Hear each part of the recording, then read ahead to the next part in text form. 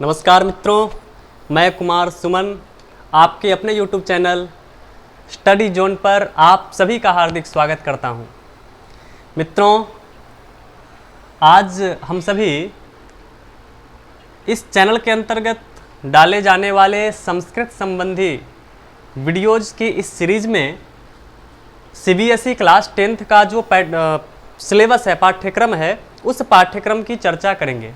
ठीक है, इस पाठ्यक्रम में हम देखेंगे कि आपकी जो सिलेबस तैयार की गई है और उसमें जो पुस्तकें निर्धारित की गई हैं, उन पुस्तकों में से किन किन चैप्टर्स से प्रश्न आएंगे इस परीक्षा में, और व्याकरण से कौन कौन सा पाठ आएगा, इन सभी चीज़ों की चर्चा आज हम लोग इस वीडियो में करेंगे। तो आप इस वीडियो में अंत तक बने रहिए और पूरी चीज़ें स्पष्ट हो जाएंगी। आप बस ध्यान से इस वीडियो को देखिए। देखिए, आपका जो पेपर होगा वो कुल 100 नंबर का होगा। ठीक है, इस 100 नंबर में 20 नंबर जो होगा वो विद्यालय की ओर से दिए जाएंगे और शेष जो 80 नंबर होंगे ना, उस 80 नंबर की परीक्षा आपका जो CBSE है वो बोर्ड लिखित रूप में लेगा। ठीक है, तो आपको पेपर कितने नंबर के देने हैं?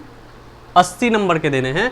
शेष जो 20 नंबर रहा वो 20 नंबर विद्यालय अपनी ओर से कुछ प्रैक्टिकली वर्क करवाते हैं। ठीक है, और या फिर वैसे ही सिर्फ दे देते हैं, वो कुछ विशेष होता नहीं है, वैसे ही मिल जाता है। तो आपको उसमें तो 18-19 नंबर आसानी से मिल ही जाते हैं। आपको 80 नंबर की तैयारी करनी है। ठीक, और आपको पूरा प्रयास करना है कि इस 80 में हम 80 कैसे ला पाएँ। ठीक, पाठ्यक्रम बिल्कुल आसान है, भारी नहीं है, आप आसानी से इसको पूरा कर सकते हैं। ठीक है, पाठ्यक्रम में जो आपका पेपर होगा वो पेपर 4 भागों में बटा होगा। खंड क, ख, ग और घ। ठीक है, इस 4 पार्ट में बटा होगा, क, ख, ग, घ में। यह जो खंड क होगा इसमें 10 अंक के प्रश्न पूछे जाएंगे। खंड ख में 15 अंक के प्रश्न पूछे जाएंगे। 25 नंबर खंड ग से और खंड घ से 30 नंबर के प्रश्न पूछे जाएंगे। प्रत्येक खंडों में क्या अंतर होगा, किस खंड में किस टाइप के प्रश्न पूछे जाएंगे, अब हम लोग इस पर चर्चा करते हैं। देखिए, जो अपठित अवबोधनम होगा ना, जो अपठित अवबोधनम होगा वह होगा 10 नंबर का। अपठित अर्थात जिसको आपने पढ़ा नहीं है, ठीक, वह आएगा अपठित में, 10 नंबर का रहेगा। और इसके अंतर्गत क्या पूछे जाएंगे वो भी हम लोग क्रमशः विचार करेंगे। ठीक है, रचनात्मक कार्य जो होगा ये 15 नंबर का होगा। ठीक, रचनात्मक कार्य जो होगा वो 15 नंबर का होगा। अनुपयुक्त व्याकरण जो होगा, यह व्याकरण ग्रामर का जो पोर्शन है, इससे 25 नंबर के प्रश्न पूछे जाएंगे। 25 नंबर पूछे जाएंगे ग्रामर से। इसके अलावे जो पठित अवबोधनम है, पठित अवबोधनम अर्थात आपका जो सेमुसी है बुक, उस सेमुसी बुक से 30 नंबर के प्रश्न आएंगे। ठीक है, सेमुसी भाग 2 नाम का आपका संस्कृत का बुक है। यही बुक 9th में भी चलता है। तो सेमुसी फर्स्ट, सेमुसी भाग 1 9th में, सेमुसी भाग 2 10th में। तो आपका जो सेमुसी भाग 2 है वह क्या होगा, उससे 30 नंबर के प्रश्न पूछे जाएंगे। ग्रामर से 25 नंबर के पूछे जाएंगे। रचनात्मक कार्य 15 नंबर का होगा और 10 नंबर का अपठित अवबोधनम मिला करके कुल हुआ कितना, 80 नंबर का प्रश्न पूछा जाएगा। अब खंड क में कैसे प्रश्न आएंगे, ख, ग, घ में कैसे प्रश्न आएंगे, देखिए हम लोग चर्चा करें खंड क की, तो इसमें एक गद्यांश आएगा। गद्यांश दैट मीन्स पैसेज, जिसे इंग्लिश में पैसेज कहा जाता है, उसी को हिंदी में संस्कृत में गद्यांश कहा जाता है। और यह गद्यांश कैसा होगा, अपठित गद्यांश होगा। कैसा गद्यांश होगा, अपठित गद्यांश होगा। ये अपठित है ना लिखा हुआ, तो यह गद्यांश कैसा होगा, अपठित होगा। अर्थात यह जो पैसेज आएगा, इस पैसेज को आपने पढ़ा नहीं है, आपके बुक से अलग होगा, आप इसको देखे नहीं होंगे। जिसको इंग्लिश में अनसीन पैसेज कहा जाता है ना, उसी को यहाँ पर हम अपठित गद्यांश के रूप में समझेंगे। कितना बड़ा होगा, इसका साइज क्या होगा, तो ये 80 से 100 वर्ड्स में पूछे जाएंगे। 80 से लेकर के 100 शब्दों के बीच में इतना साइज होगा इस गद्यांश का। ठीक है, इस गद्यांश के आधार पर प्रश्न कैसे आएगा, तो अति लघु उत्तरीय प्रश्न आएंगे 2, एक एक नंबर का। अति लघु उत्तरीय प्रश्नात्मक अर्थात जैसे जिसका आंसर एक शब्द में हो, ठीक, उसका नाम क्या था, तो यह एक वर्ड में है। कोई कहानी रहेगा और उसमें रहेगा कि उसके पिता का नाम क्या था, उसका जन्म कब हुआ था, तो यह सब कितने वर्ड में है, एक शब्द में इसका उत्तर दिया जा सकता है। तो यह सब क्या हो जाएगा, अति लघु उत्तरीय। ऐसे प्रश्न होंगे 2, एक एक नंबर का। पूर्ण वाक्यात्मक प्रश्न होंगे 2, जिसका उत्तर एक सेंटेंस में दिया जाएगा, एक वाक्य में दिया जाएगा। ऐसे प्रश्न 2 पूछे जाएंगे और 2-2 नंबर का पूछा जाएगा, मतलब यह हो गया 4 नंबर का। ठीक है, अब जो शीर्षक वाला है, देखिए जो कहानी दिया गया है गद्यांश के माध्यम से, वो किसी टॉपिक पर होगा, वो उसमें कोई घटनाक्रम होगा। तो आपको क्या लगता है कि जो पैसेज दिया गया है, उस पैसेज को पढ़ने के बाद आपको क्या लगता है कि इसमें किसकी चर्चा की गई है, इसका कोई शीर्षक यदि आपको कहा जाए देने के लिए, तो इसका क्या शीर्षक देंगे। जैसे आपके सेमुसी में बहुत सारी कहानियां हैं, जिसमें जैसे बुद्धिर्बलवती सदा, सौहार्दम प्रकृतेः शोभा, तो यह सौहार्दम प्रकृतेः शोभा क्या है, शीर्षक है। बुद्धिर्बलवती सदा क्या है, उस चैप्टर का शीर्षक है। उसी प्रकार आपको विचार करना है कि आपको जो एक पैसेज दिया गया है, उस पैसेज के आधार पर इस घटनाक्रम को ध्यान में रखते हुए आप इसका कोई शीर्षक डालिए। ठीक ना, इसको आप क्या नाम दे सकते हैं, यह 1 नंबर का प्रश्न होगा। ठीक, और भाषिक कार्य 3 पूछे जाएंगे, 1-1 नंबर का होगा। यह भाषिक कार्य कैसे होगा, जैसे एक पैसेज आया और उस पैसेज में व्याकरणगत जो प्रश्न बनेंगे, जैसे वाक्य अगर मान लीजिए है सह पठित्वा गच्छति, तो प्रश्न पूछेगा पठित्वा इत्यस्मिन् पदे कह प्रत्ययः, इस पद में कौन सा प्रत्यय है, ऐसा भाषिक कार्य होगा। ठीक है, और कहेगा कि सुंदरः बालकः, मान लीजिए ऐसा वाक्य अगर आया उस गद्यांश में, तो कहेगा सुंदरः बालकः इत्यनयोः मध्ये कह विशेषण पदम किम, इसमें विशेषण पद कौन है, विशेष्य पदम किम, ऐसा प्रश्न पूछा जाएगा। तो यह प्रश्न होंगे 3 प्रश्न होंगे 1-1 नंबर के, मतलब 3 नंबर यह हुआ, 1 नंबर यह हुआ, 3-1 4, 4-4 8, 8-2 10, 10 नंबर कहाँ से आया,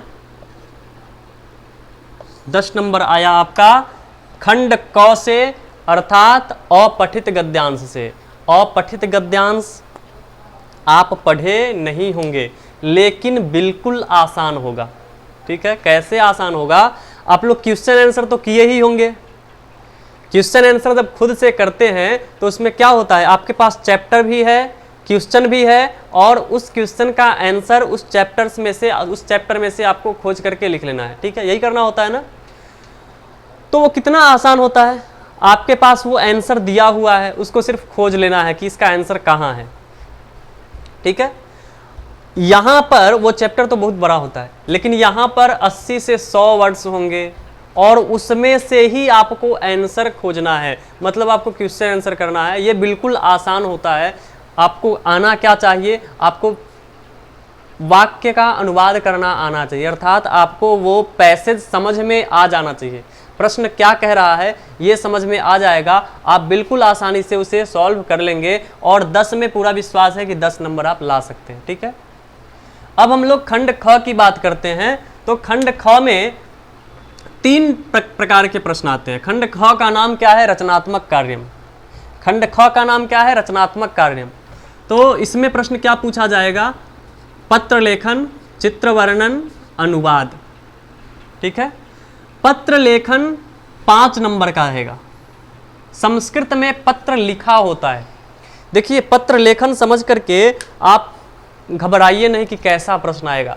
ऐसा प्रश्न पूरा यही सिलेबस कहने का मतलब इसी टाइप का सिलेबस आप जो है 9th में भी पढ़ चुके हैं। 9th में भी यही 3 चीज पूछा गया था। अनुवाद भी पूछा गया था, चित्र वर्णन और अनुच्छेद लेखन भी पूछा गया था, और पत्र लेखन भी पूछा गया था। तो उसमें क्या था, पत्र लिखा हुआ था संस्कृत में, 10 खाली स्थान थे, उन खाली स्थानों में क्या करना था, अच्छा वो जो 10 खाली स्थान थे ना, उन खाली स्थानों में कौन कौन से वर्ड्स आएंगे, यह वर्ड्स भी एक हेल्पिंग बॉक्स में दिया हुआ था। ठीक, अब उस हेल्पिंग बॉक्स में से चुन करके कि सिर्फ लिखना है आपको कि यह वर्ड कहाँ आएगा, यह वर्ड कहाँ आएगा, ये लिख देना है। अर्थात आपको पूरा लेटर नहीं लिखना है, लेटर लिखा रहेगा, 10 खाली स्थान होंगे, ऑप्शन भी दिया होगा, ऑप्शन चूज करके वहां पर फिल कर देना है। ठीक ना, तो ऐसे 10 जगह होंगे, आधे आधे नंबर का 1/2 का होगा, 5 नंबर का पत्र लेखन हुआ। दूसरा होता है चित्र वर्णन या अनुच्छेद लेखन। यह ऑप्शनल होता है, आप या तो चित्र वर्णन कीजिए या फिर अनुच्छेद लेखन कीजिए। चित्र वर्णन में क्या होता है, अनुच्छेद लेखन में क्या होता है, समझिए। चित्र वर्णन में किसी घटना का एक चित्र दिया होगा, ठीक है, और उस घटना से संबंधित कुछ शब्द भी दिए होंगे। घटना का चित्र दिया होगा, उस घटना से संबंधित शब्द भी दिए होंगे। अब आपको क्या करना है, उस चित्र को देखना है और उन शब्दों का प्रयोग करके 5 वाक्य बना देना है। ठीक है, उन शब्दों का प्रयोग करते हुए उस घटना को ध्यान में रख करके 5 वाक्य बना देने हैं। यह होता है क्या, चित्र वर्णन में। अनुच्छेद लेखन में क्या होता है, थोड़ा सा अंतर है दोनों में। चित्र वर्णन में आपको चित्र दिया रहेगा और अनुच्छेद लेखन में आपको टॉपिक दिया रहेगा। ठीक, और ऑप्शन भी दिए रहेंगे। जैसे चित्र वर्णन में ऑप्शन दिया ऊपर में 10 वाक्य, 10-12 शब्द दे दिए उस चित्र से संबंधित, उसी प्रकार अनुच्छेद लेखन में एक टॉपिक देगा और उस टॉपिक से संबंधित 10-12 शब्द देंगे और उन शब्दों का प्रयोग करते हुए आपको वाक्य बनाने हैं, 5 वाक्य बनाने हैं। ठीक ना, तो ये बिल्कुल आसान होता है। प्रायः छात्र क्या करते हैं, अनुच्छेद लेखन से अधिक आसान उन्हें चित्र वर्णन ही लगता है, क्योंकि जब आपके सामने चित्र रहेगा ना तो आप वाक्य बहुत आसानी से सोच सकते हैं, और अनुच्छेद लेखन में थोड़ा सोचना पड़ता है, और यहाँ चित्र है आपके सामने तो आप आसानी से सोच सकते हैं। अनुवाद 5 नंबर का पूछा जाएगा। अनुवाद अधिक होते हैं लेकिन 5 ही अनुवाद आपको करने होते हैं। एक अनुवाद के लिए 1 मार्क होंगे, कुल मिलाकर के 5 नंबर इस 5 अनुवाद के लिए देने हैं। अनुवाद हिंदी और इंग्लिश दोनों में होगा, आपको उसका ट्रांसलेशन किस में करना है, संस्कृत में करना है। ये हम लोगों ने देखा रचनात्मक जो था मेरा खंड ख वाला भाग, कितने नंबर का, 15 नंबर का। ये 15 नंबर हम लोगों ने देख लिया। ठीक है, अब हम लोग क्या देखेंगे, यह जो खंड ग है व्याकरण वाला भाग, जिसको हमने यहाँ पर अनुप्रयुक्त व्याकरण का नाम दिया था, यह अनुप्रयुक्त व्याकरण कितने नंबर का पूछा जाएगा, यह पूछा जाएगा 25 नंबर का। 10 नंबर का अपठित अवबोधनम, 15 नंबर का रचनात्मक कार्य, और 25 नंबर का क्या पूछा जाएगा, व्याकरण। इस व्याकरण के अंतर्गत क्या क्या पूछे जाएंगे, किस किस चैप्टर से प्रश्न आएंगे, ये हम देखते हैं। व्याकरण के अंतर्गत संधि पूछा जाएगा 4 नंबर का। ठीक है, समास पूछा जाएगा 4 नंबर का, प्रत्यय पूछा जाएगा 4 नंबर का, वाच्य पूछा जाएगा 3 नंबर का, समय लेखन पूछा जाएगा 4 नंबर का, अव्यय पूछा जाएगा 3 नंबर का, और संशोधन कार्य पूछा जाएगा 3 नंबर का। इस सभी पर अभी हम थोड़ा थोड़ा चर्चा कर लेते हैं कि इसमें किस टाइप का प्रश्न आएगा और ये होता क्या है, ये सब थोड़ी सी चर्चा हम लोग अभी कर लेते हैं। ठीक है, तो इसमें क्या होता है, संधि में आपका प्रश्न कैसा आएगा, तो संधि में आएगा लघुत्तरात्मक प्रश्न, अर्थात या तो संधि विच्छेद दिया होगा और उसका संधि करना होगा, या फिर संधि दिया होगा उसका विच्छेद करना होगा। कहने का मतलब यह, जो टूटा है उसको जोड़ना होगा, जो जुड़ा हुआ है उसको तोड़ना होगा। ये प्रश्न होंगे कितने नंबर के, 4 नंबर के, एक नंबर का एक प्रश्न, कुल 4 प्रश्न 4 नंबर के। समास में कैसा प्रश्न पूछा जाएगा, समास में बहुविकल्पीय होंगे, अर्थात विकल्प दिया जाएगा आपको। जैसे कहेगा कि राज्ञः पुरुषः इत्यस्य विग्रह पदस्य सामासिक पदम किम अस्ति, ठीक है, और नीचे ऑप्शन दिया रहेगा राजपुरुषः, राजा पुरुषः, राज्ञ पुरुषः, इस प्रकार से ऑप्शन दिया रहेगा और उसमें से आपको चुनना होगा। तो ऑप्शन दिए होंगे तो ये वाला आसान हो जाता है। ऐसे 4 प्रश्न होंगे, 1-1 नंबर का, 4 नंबर का होगा। प्रत्यय में भी ऑप्शनल होता है। जैसे पूछेगा ये बालिका, इसमें कौन सा प्रत्यय है, ठीक है, बालिका इसमें कौन सा स्त्री प्रत्यय है, और नीचे ऑप्शन दे देगा टाप, डाप, चाप, गिप। तो आपने पढ़ा है तो उसमें से कौन सा है ये चुन करके लिख देना है। वाच्य, वाच्य में क्या होगा, यह वाच्य 3 प्रकार के होते हैं, ये हम लोग आगे चैप्टर में पढ़ेंगे, और यह भी ऑप्शनल वाला आएगा, ठीक ना।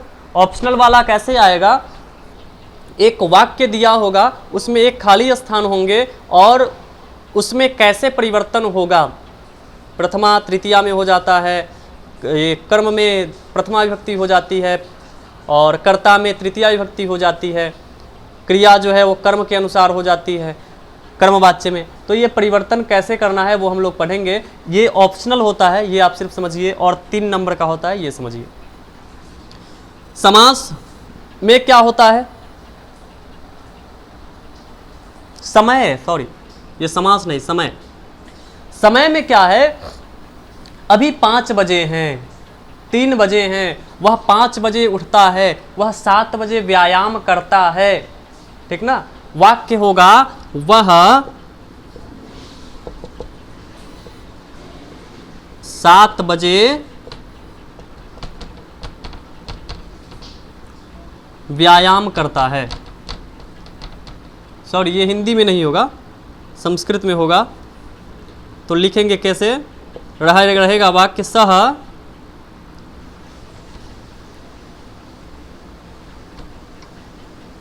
करोति, ठीक है, सह 7 बजे कोष्ठ में रहेगा व्यायामम करोति। तो इसको क्या लिखेंगे, 7 वादने, ठीक ना, वह 7 बजे। तो ये 7 बजे को कैसे लिखेंगे, 8 बजे को कैसे लिखेंगे, ये पूछा जाएगा। अव्यय में भी प्रश्न पूछे जाएंगे आपको। अव्यय कुछ फिक्स अव्यय कर दिए गए हैं, कितने 15-16 अव्यय हैं, जो कि आपको जब हम अव्यय चैप्टर पढ़ाएंगे ना तो उसमें सारा डिटेल आपको देंगे, सब कुछ का प्रयोग करके दिखलाएंगे। और संशोधन कार्य में क्या होगा, शुद्धि अशुद्धि करनी होगी। जो अशुद्ध वाक्य दिया रहेगा और उसको शुद्ध करना होता है, ठीक ना। शुद्ध वाक्य अशुद्ध वाक्य दिए होंगे, उस अशुद्ध वाक्य को शुद्ध वाक्य में परिवर्तित करना होगा। तो ये भी बिल्कुल आसान होता है। जैसे प्रयोग इसका कैसे आता है, जैसे दे देगा सुंदरी बालकः, ठीक है ना, सुंदरी बालकः। तो सुंदरी बालकः होगा कि सुंदरः बालकः होगा, बालकः सुंदरः, अब बालिका सुंदरी। तो ये विशेषण विशेष्य वाले में अशुद्धि में कर दिया, तो ये सुंदरः बालकः ऐसा प्रयोग सही होगा, तो हम लोग यही कर देंगे, ठीक है, सुंदरः बालकः ऐसा प्रयोग कर देंगे, ठीक है, सुंदरः बालकः ऐसा प्रयोग हम लोग कर देंगे। इस प्रकार से ये खंड ग का जो भाग है, खंड क, खंड ख और खंड ग वाला जो पोर्शन है, इस पोर्शन को अब हम लोग समझते हैं। अब हम लोग समझ लिए, अब हम लोग विचार करते हैं खंड घ वाला जो पोर्शन है, अर्थात कैसा वाला, ये अपठित, अर्थात सेमुसी भाग से जो प्रश्न पूछा जाएगा वो कैसे हम लोग समझेंगे ये देखते हैं, ठीक है। देखिए हम लोग खंड क, खंड ख, खंड ग की चर्चा कर लिए थे। अब हम लोग खंड घ में देखते क्या है। खंड घ क्या था, खंड घ में था पठितावबोधनम, पठित अवबोधनम, अर्थात आपका जो सेमुसी भाग 2 बुक है उस बुक से कैसे प्रश्न आएंगे और कौन कौन चैप्टर्स सिलेबस में पाठ्यक्रम में रखे गए हैं ये हम लोग देखते हैं। तो देखिए क्या है इसमें, इसमें गद्यांश आएगा, पद्यांश आएगा, नाट्यांश आएगा, ठीक। गद्यांश पद्यांश, नाट्यांश, ये क्या है देखते हैं। आपका जो ये बुक में चैप्टर्स है, आपके बुक में जो जितने भी चैप्टर्स है ना, उसमें साहित्य की 3 विधा है, गद्य, पद्य और नाट्य। अर्थात आपके सेमुसी भाग 2 में कुछ चैप्टर्स ऐसे हैं जो गद्य वाला है, गद्य वाला अर्थात कहानी वाला, कुछ चैप्टर्स ऐसे हैं जो पद्य वाला है अर्थात श्लोक वाला, और कुछ चैप्टर ऐसे हैं जो कि नाटक वाला है, ठीक ना, जो कि क्या है, नाटक वाला है। तो गद्य, पद्य और नाटक वाला चैप्टर्स है। इसमें अब हम लोग देखते हैं क्या है। गद्यांश, गद्य का अंश, अर्थात आपका जो कहानी वाला चैप्टर है ना, उस कहानी वाले चैप्टर में से थोड़ा सा एक पैराग्राफ दे देगा, ठीक, और उसके तहत प्रश्न पूछे जाएंगे। पद्यांश में क्या होगा, आपका जो श्लोक वाला चैप्टर है उसमें से कोई एक श्लोक देगा और उस श्लोक से बनने वाले प्रश्न पूछे जाएंगे। नाट्यांश में क्या होगा, आपका जो कुछ नाटक है, नाटक वाला जो चैप्टर है, उस नाटक वाला चैप्टर दिया जाएगा और उसमें नाटक वाले चैप्टर से एक पैराग्राफ दे दिया जाएगा और उससे बनने वाले प्रश्न पूछे जाएंगे।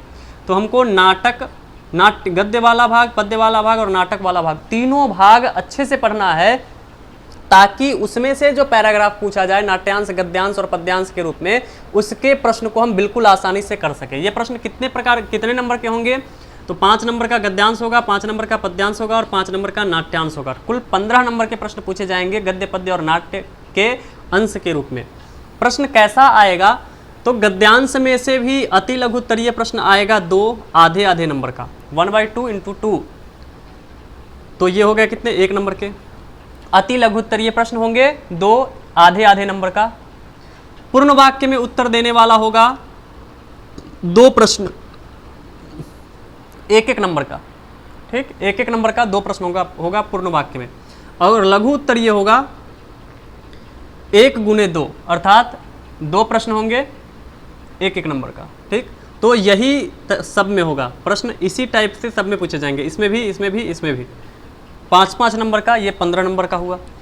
अब प्रश्न निर्माण पूछा जाएगा। प्रश्न निर्माण कैसे होता है, जैसे आपको एक वाक्य दे देगा, उस वाक्य में से किसी पद को, किसी शब्द को अंडरलाइन कर देगा या फिर उसको हाईलाइट कर देगा, मोटा कर देगा, ठीक ना, किसी भी तरह से हाईलाइट कर देगा, आपको इंगित कर देगा, संकेत दे देगा कि हाँ ये शब्द, और कहेगा इस शब्द के आधार पर प्रश्न बनाना है। कैसे होगा, जैसे उदाहरण के रूप में समझिए, मैंने वाक्य दिया आपका नाम रवि है, मैंने एक वाक्य ले लिया आपका नाम रवि है, ठीक। हम अभी आपको चूंकि संस्कृत में सिखाए नहीं है, इसलिए समझाने के लिए हिंदी में हम लिख रहे हैं, ठीक ना। आपका नाम रवि है और इसमें अंडरलाइन कर दिया आपका, इस पद को, और कहे अंडरलाइन किए गए पद के आधार पर प्रश्न बनाना है। तो क्या बनेगा, किसका नाम रवि है, क्या होगा, किसका नाम रवि है, ऐसे ही प्रश्न बन जाएगा। तो वही प्रश्न निर्माण कितने होगा, 4 नंबर का प्रश्न निर्माण होगा। अन्वय और भावार्थ, फर्स्ट चैप्टर जब हम पढ़ा रहे थे तो आपको अन्वय की चर्चा किए थे। अन्वय हम अलग से आपको सिखाएंगे भी, अन्वय कैसे किया जाता है। और भावार्थ, अन्वय या भावार्थ, श्लोक नहीं दिया होगा, श्लोक का अन्वय लिखा रहेगा, उसमें 4 खाली स्थान होंगे, खाली स्थान में कौन कौन से पद आएंगे यह पद भी हेल्पिंग बॉक्स में दिया होगा, उस हेल्पिंग बॉक्स में से उठा करके उस खाली स्थान को भर देना है, ठीक ना। तो यह 4 खाली स्थान होंगे, एक खाली स्थान में सही उत्तर लिखने के लिए 1 नंबर, कुल 4 अंक के यह प्रश्न होंगे। अन्वय वाला और भावार्थ वाला दोनों में ऐसे ही होंगे, अन्वय लिखा होगा अथवा में लिखा नीचे भावार्थ लिखा होगा, दोनों में कौन कौन से ऑप्शंस हो सकते हैं ये भी लिखा होगा, आपको उन ऑप्शंस में से सही उत्तर चुन करके लिखना हो, ठीक है। अब घटनाक्रम क्या है, घटनाक्रम 4 नंबर का होगा, 8 वाक्य होंगे घटनाक्रम में, एक वाक्य पर आपको आधे अंक मिलेंगे, 8 वाक्य पर मतलब 4 नंबर के घटनाक्रम हो गए। घटनाक्रम में क्या होगा, आपको जो कहानी पढ़ाया जा रहा है, आपको जो नाटक पढ़ाया जा रहा है, उसी के अंतर्गत, उसी से 8 वाक्य दिए होंगे, ठीक है।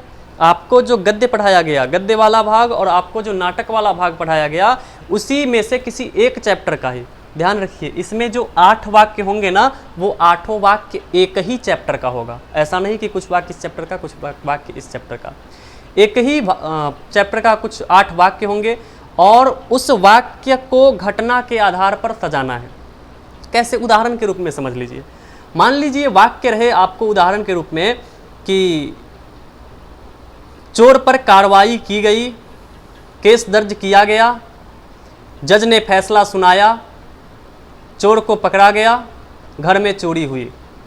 ऐसे वाक्य दिए हुए। अब इस वाक्य को घटना के आधार पर सजाना है। कैसे सजाएंगे? घटना के आधार पर सजाना अर्थात कौन सी घटना पहले घटी, उस वाक्य को पहले लिखेंगे, उसके बाद कौन है, उसके बाद कौन है, उसके बाद कौन है, ऐसे लिखेंगे। तो इसी वाक्य को जो हमने बोला उसको कैसे सजाएंगे, उसको कैसे लिख सकते हैं? उसको लिख सकते हैं कि घर में चोरी हुई, चोर को पकड़ा गया, जज ने फैसला सुनाया और उस पर कार्रवाई की गई। ठीक है, इस प्रकार से घटना के क्रम के आधार पर, घटना का क्या सीरियल था, ठीक ना, क्या क्रम था, इस आधार पर से, इस आधार पर वाक्य को सजाना है। तो आपको 8 वाक्य दिए होंगे, एक वाक्य के लिए आधा नंबर का निर्धारण किया गया है, तो कुल 4 नंबर इसमें आ जाएंगे। ठीक है, अब प्रसंगानुकूलम प्रसंगानुसारम अर्थ लेखनम, प्रसंग के अनुसार अर्थ लिखना। एक वाक्य दिया होगा, इसमें 3 प्रश्न पूछे जाएंगे, ठीक ना, 3 वाक्य आपको दिया जाएगा। उस 3 वाक्य में, तीनों वाक्यों में एक एक शब्द को अंडरलाइन कर देगा, अंडरलाइन कर देगा, डेट मीन्स हाईलाइट कर देगा। वो किसी भी तरह से हाईलाइट करे, अंडरलाइन करे या फिर उसको मोटा कर दे, हाईलाइट कर देगा और कहेगा कि इस शब्द का क्या अर्थ है, इस प्रसंग में, इस वाक्य में इस शब्द का क्या अर्थ है।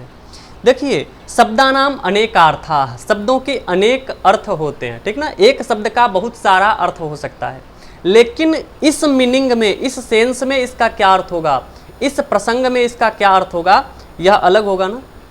तो जिस प्रसंग में वाक्य दिया गया है, उस प्रसंग में उस शब्द का क्या अर्थ है, यह अर्थ लिखना होगा। ऐसे 3 प्रश्न होंगे, 3 प्रश्न 1-1 नंबर के, कुल 3 नंबर के ये प्रश्न होंगे। यह प्रश्न आपके चैप्टर्स से ही पूछे जाएंगे। अब बात उठती है कि कौन कौन सा चैप्टर हमको पढ़ना है सेमसी भाग 2 से। तो सेमसी भाग 2 से आपको 1 से लेकर के 9 तक लगातार चैप्टर पढ़ने हैं, जिसमें सिर्फ 3rd चैप्टर नहीं है। 1, 2, 3, 4, 5, 6, 7, 8, 9 तीसरा चैप्टर नहीं है। पहला चैप्टर सूचि पर्यावरणम पढ़ना है, यह पद्य है, ठीक, मतलब इससे प्रश्न आएगा तो पद्यांश वाला आएगा 5 नंबर का। यह बुद्धिर्बलवती सदा गद्य है, पढ़ना है। 3rd चैप्टर हम लोगों को नहीं पढ़ना है, ठीक ना। 4था चैप्टर जो है शिशु लालनम पढ़ना है। 5वां जननी तुल्य वत्सला पढ़ना है। 6ठा सुभाषितानी पढ़ना है। 7वां सौहार्दम प्रकृतेः शोभा पढ़ना है। इसके अलावा जो 8वां चैप्टर है विचित्र साक्षी, यह भी हम लोगों को पढ़ना है। और 9वां चैप्टर है सुक्तयः, यह भी पढ़ना है। 12वां चैप्टर है अन्योक्तयः, यह भी हम लोगों को पढ़ना है। हम सीधे चैप्टर का भी नाम दे सकते थे, पहला दूसरा तीसरा, पहला दूसरा चौथा पांचवा छठा सातवां आठवां नौवां और 12वां। लेकिन दिक्कत क्या हो गया है ना, किसी किसी बुक में ये जो शिशु लालनम है ये 4था चैप्टर है और किसी किसी बुक में यह 3रा चैप्टर में ही दिया गया है। तो आपको ध्यान रखना है, आपको पहला दूसरा तीसरा चौथा चैप्टर ध्यान नहीं रखना है, आपको चैप्टर्स का नाम ध्यान में रखना है कि हमको सूचि पर्यावरणम पढ़ना है, हमको बुद्धिर्बलवती सदा पढ़ना है, हमको शिशु लालनम पढ़ना है। इस प्रकार से कितने चैप्टर्स हम लोग को पढ़ने हैं ये ध्यान में रखना है। तो आपको इस चैनल के माध्यम से फिर से बता दें कि सारे चैप्टर्स, वो ग्रामर के पोर्शन हो या फिर रीडर अर्थात सेमुसी भाग 2 के हो, सारे चैप्टर्स आपको पढ़ाए जाएंगे। इसलिए आप इस चैनल पर बने रहिए, ठीक है। और जहाँ भी आपको समझने में दिक्कत हो रही है, आप कमेंट में इस चैप्टर को से संबंधित किसी भी प्रश्न को आप क्या कर सकते हैं, पूछ सकते हैं, ठीक है।